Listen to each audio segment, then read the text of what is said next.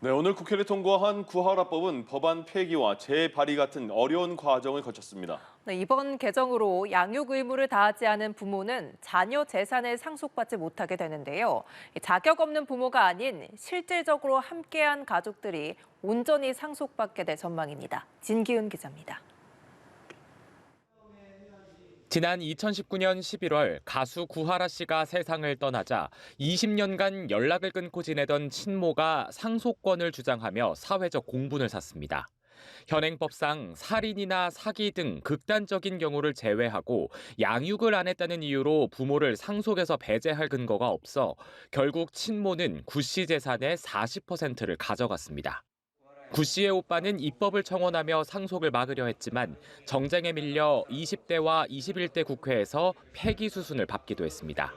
어려운 과정을 거쳐 입법 청원 6년 만에 본회의를 통과한 구하라법의 핵심은 부양 의무를 다하지 않은 부모가 자녀 재산을 상속받지 못하게 하는 상속권 상실 선고 제도를 도입하는 겁니다.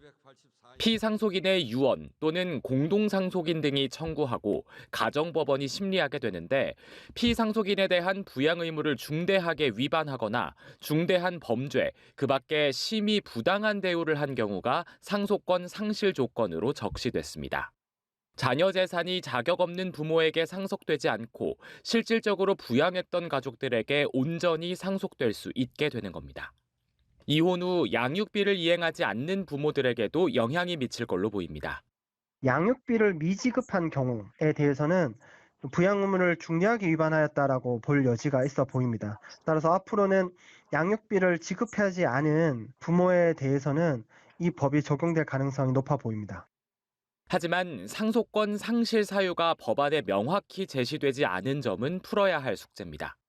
명확하게 규정이 되어 있지 않기 때문에 판례를 통해서 확립이 돼야 될 것 같고요. 부양 의무를 사실 중대하게 위반한 게 어떤 게 중대하게 위반했는지, 부당한 대우가 어떤 건지 이런 부분은 사실 조금 논의의 여지가 개정안은 오는 2026년 1월부터 시행됩니다.